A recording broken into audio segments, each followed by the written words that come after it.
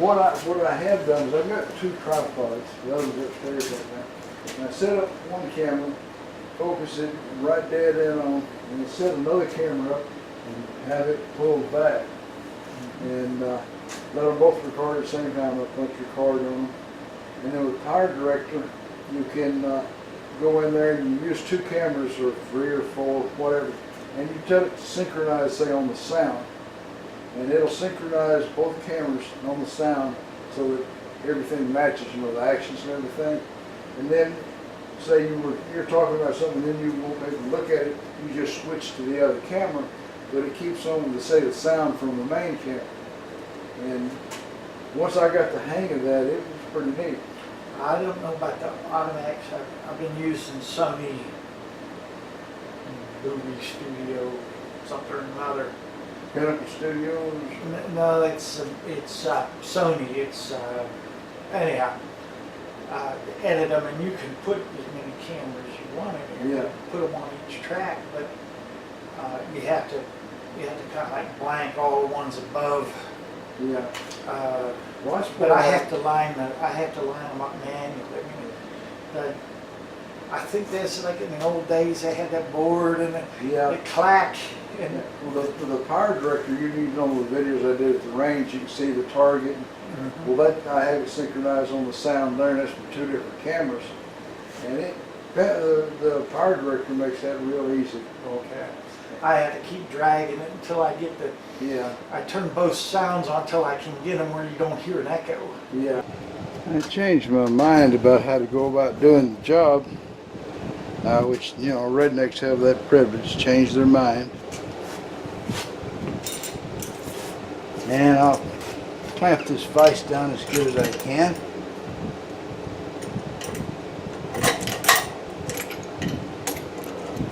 Right there's a good spot. A little tighter.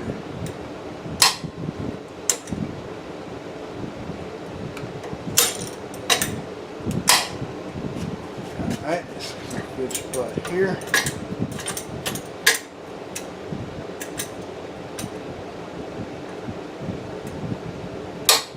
Alright, she's clamped down 6 ways from Sunday. I'm going to try to drill right straight through with this bit. It's just about the right size. I was going to cut a V-groove in there, and I thought, no, I'm putting a round object in there. It's probably better if I cut a round groove or a round slot, whatever. So we're going to give that a shot. I hope that it's running the right side and it doesn't grab all wrong or anything. Here we go.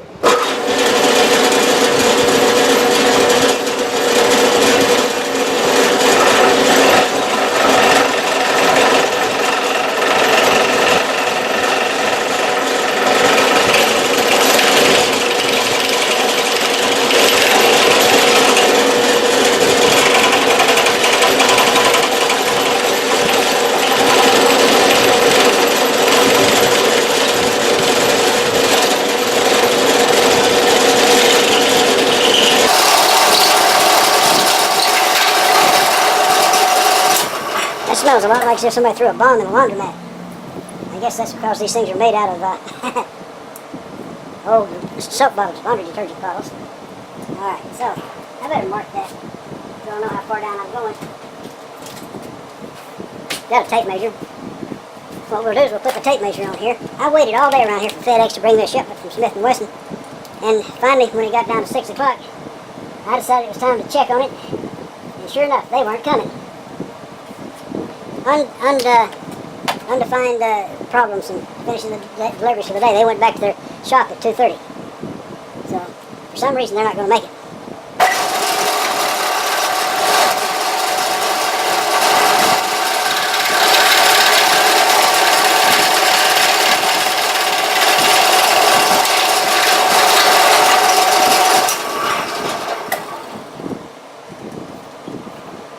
I'd be surprised to know that I can't really see that mark with it spinning around and it black.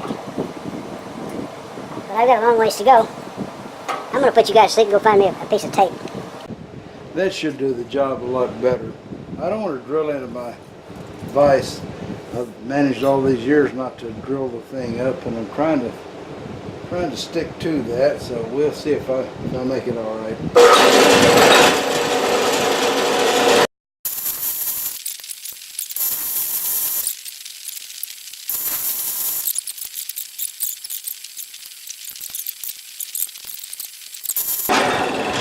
Stuck again.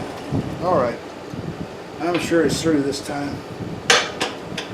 Got the table down.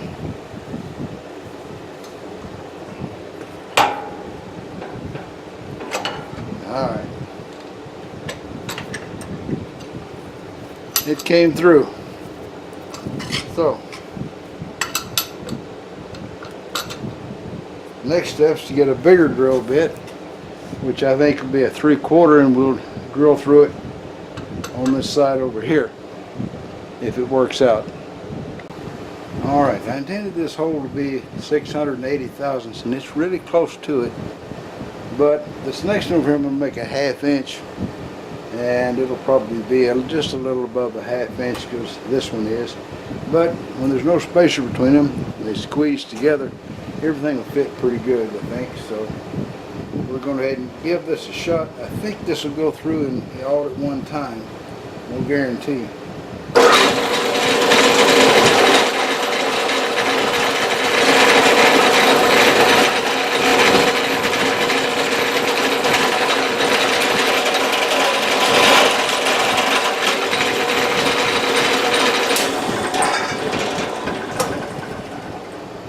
I think he's hitting my little metal spacer there.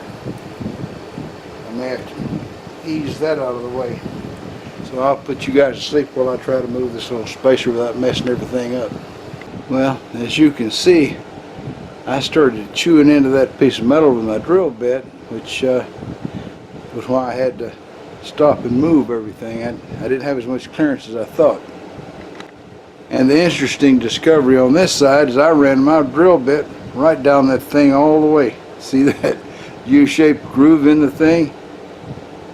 Yeah, and I didn't know I was cutting it, so I'm sure it would have all cut quicker if I hadn't done that.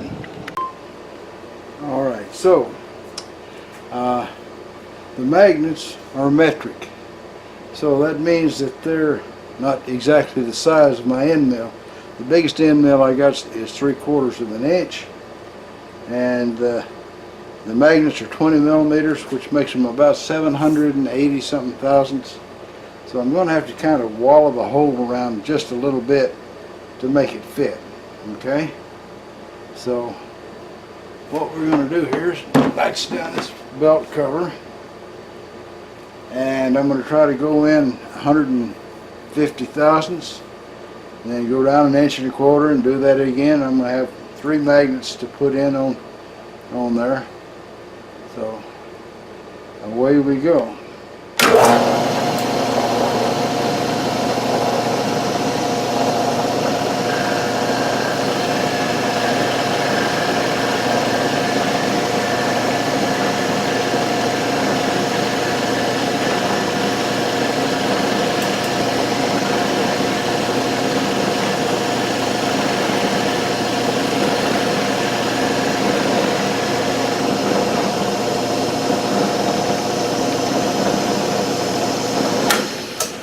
So that it should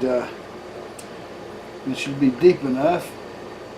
As you can see, it's not big enough around. So what we'll do is we'll go ahead and do all of them, and then I'll wallow them around just a little bit to make them the right size. At least I think I will. All right, let's move 1 inch and 125 thousandths.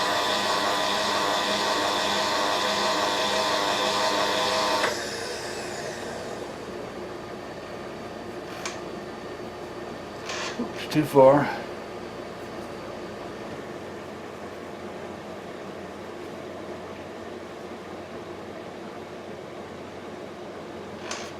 All right, that's pretty close right there.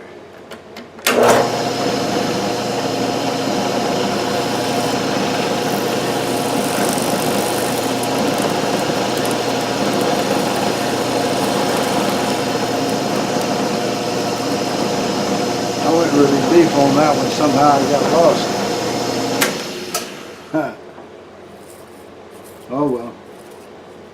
If need be, I can put 2 magnets in there. What do you think?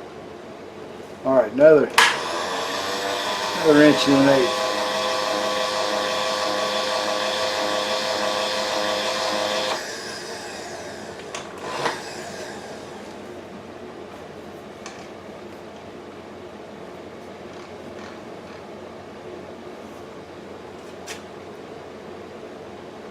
Looks like right where I made the black mark, so that's what we're going to do.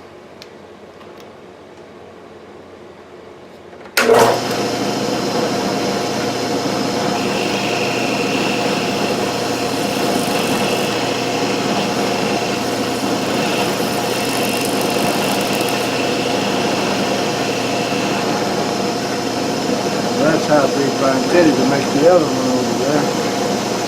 So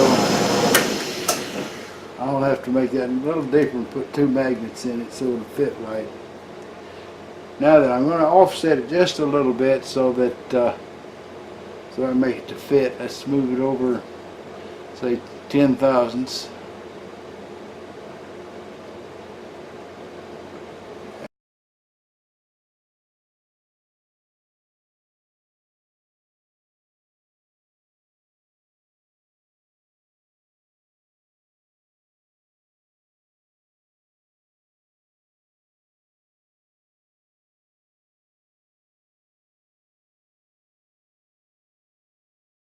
Finally, we got to fit in one spot.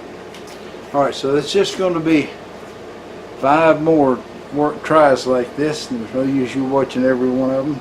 So I'm going to put you guys to sleep until I get down to putting in the super glue. Alright, so I made one deep hole right here as I was talking to the camera and not watching what I was doing. So we've got a little bit, we'll put 2 magnets in that hole. Okay, and then we'll get this wonderful super glue. We should have enough here to really load it up.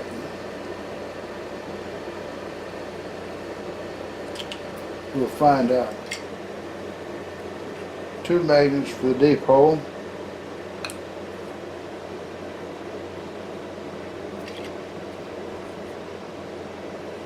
I'll put some more super glue in there and float that thing full of it. Whoa! I didn't like that. I'll do a magnet in that hole.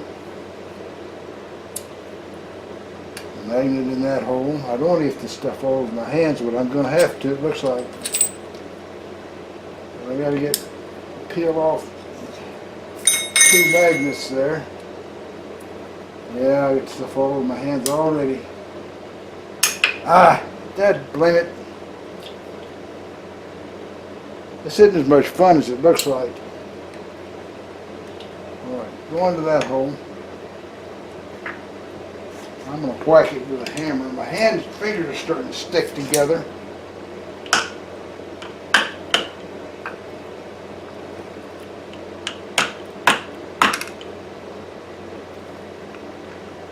Don't like that at all. If I can get this one to go in without attracting its neighbors. Dang.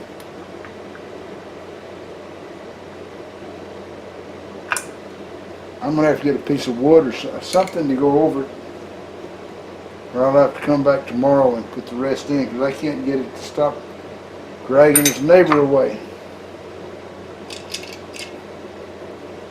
Put some on the ends here.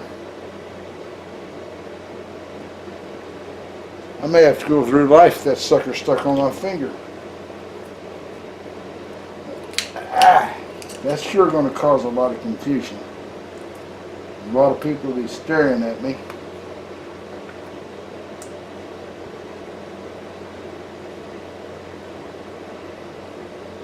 I'm not enjoying having this stuff all over my fingers.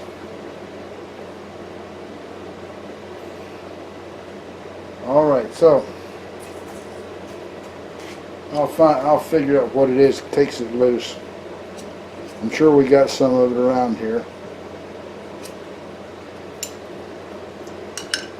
These don't have any super glue on them.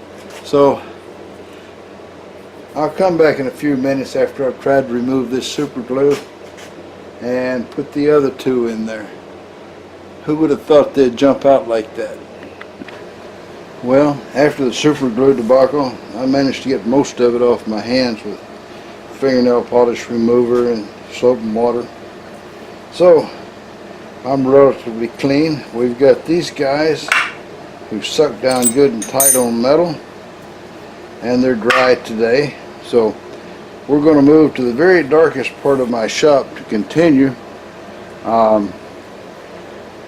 There was a little problem when I cut down the side of both of those, at least of one of those metal supports. The little metal shavings got in there and made that into an ugly surface. You can see the little grooves where the metal shavings went around, and that's tough luck for me. But I managed to take my pocket knife and pull all the shavings out of the plastic, and now we're ready to see this thing actually work. If it does, we'll move to the darkest corner of the shop. The reason this is the darkest corner of my shop is I hadn't let go of the 35 bucks to put a light over here. Not to mention that one of the fluorescent lights has gone dead. It's in here. So this is the first pod that went to seed. I don't know if you can hear it rattle or not, but it's full of seeds. I got one more out there going to seed on my okra plant. Alright, let's get on with this. This is what we came for. This is what the show is all about. Put these guys in the vise. Crank open the vise. Look at that. That's going to work. And we're going to take this evil, scary black gun and put it right in there. And it's just exactly, move it down a little, I guess. Well, that's about as down as it can get. They're just exactly the right width to do the job, I suppose. And I don't know if I've got pressure on something there or not. Let me ease that up.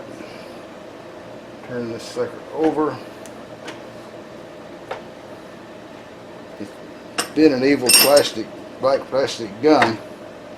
It's also fragile. So, there we go.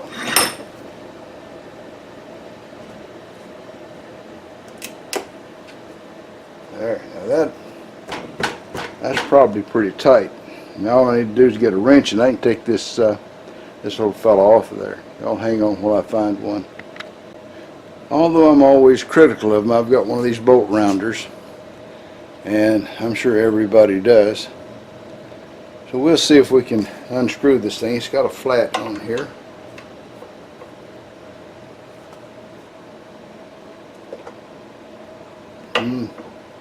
That's still not tight enough. I'm going to have to crank her down a little bit more.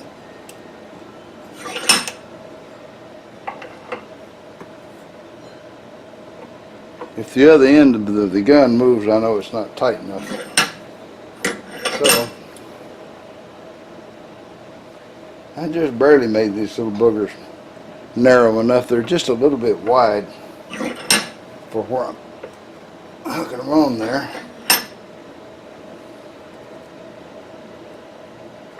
Well, that's still not good enough a grip. Let me ease them down just a little deeper into the vise.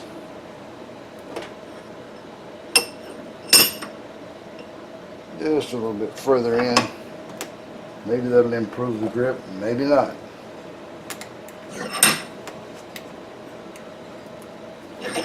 I made the little slot round so that it have more surface in contact.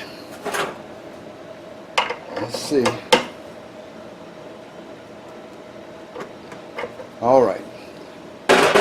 That's probably a subject for another video, but it does hold it without marring the barrel. It's not holding it tight enough yet. I guess I'm going to have to just really crank down on this vise a lot. And I'm going to have to get a little hammer and put something there and tap it because that'll make things come loose that won't otherwise. Okay, while you guys were sleeping, I put this screwdriver in one of these slots and I tapped it with a hammer lightly, and there we go. A lot of threads there, but whoa, there's a little spacer in there too, so I need to not lose that. Okay. Alright, let's take it out of the vise and see if I messed it all up.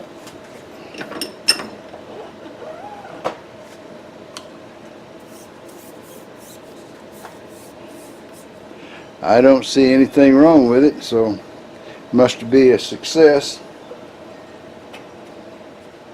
What do you think? Alright, so I waited in the house all day yesterday for Fedex to come by, watching my monitor. About 5:30 I looked into my tracking number, and at 2:30 in the afternoon they'd gone back to their shop, undeliverable for unspecified reasons. And so they're supposed to come back today and try to make it here. So I'm not sitting in there waiting for them this time. The boss lady is. Somebody with an adult with a photo ID's got to be there, because they're bringing my Victory back from Smith & Wesson. It's been a wonderful little pistol, and I really like it, but nowhere near as strong or hardy as my Ruger Mark III. It's never been, you know, to the shop for a failure. Oh well, let's oh, I got something else to show you guys that came in. Hang on. This stuff right here arrived from Leo in the Netherlands. And Leo, I'm sorry, I'm going to mispronounce your last name. Geisel? I'm not sure.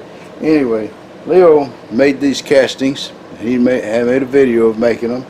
This is for a steam engine. This is the side that goes up, and you got to just, you know, clean off the bottom and tap it. And here's a counterweight for the crankshaft and all that sort of thing. I don't know that I'll ever make a steam engine with that. I didn't promise him I would, but I sent him some of my flywheels. I thought I had sent him all of them, and then I found 2 more. But I'm going to hang on to him until he tells me if he needs more or not. Alright, now it's time for us to visit with our new joke-telling person. And you guys remember to throw him a bone. He's trying hard. He works for scraps. Well, it seems like Bubba had an Uncle Jedediah. And Uncle Jedediah was a real religious kind of fella. And that's a good thing, because Uncle Jedediah was a preacher. So, anyway, Uncle Jedediah had a son called Little Bubba. And Little Bubba had a bad habit going around and making up things and telling tall tales, and just couldn't be relied on for the truth, you know. And that bothered Uncle Jedediah. You know, his daddy had been a preacher, and his granddaddy was a preacher, and so on, way back several generations. And Little Bubba was just an embarrassment to the family there, and he'd been trying to break him all this tales telling, you know. So one day Little Bubba come running in the house, and he says, there's a lion in the yard. And Uncle Jedediah grabs his shotgun and run outside, and come running back in. He says, Little Bubba, he says, that ain't nothing but a big old yellow dog. He says, I don't know what I'm going to do to break you of this lion. He says, don't you get upstairs to your room and pray for forgiveness and pray for help. And when you think you got this made right with the Lord, you can come back down. So Little Bubba went upstairs, and about 2 hours later, he come back down, and Uncle Jedediah says, well, Bubba, he says, have you got it set straight with the Lord? Did you work this out? Little Bubba says, yes, sir. He said, I done prayed, and he said, and the Lord, he spoke to me, and he told me, he said, the first time he seen that dog, he thought it was a lion, too. Well, that's all, folks. Y'all try to subscribe if you're not already a subscriber. Leave a comment if you got something to say. And above all, remember, keep on keeping on. Bye now.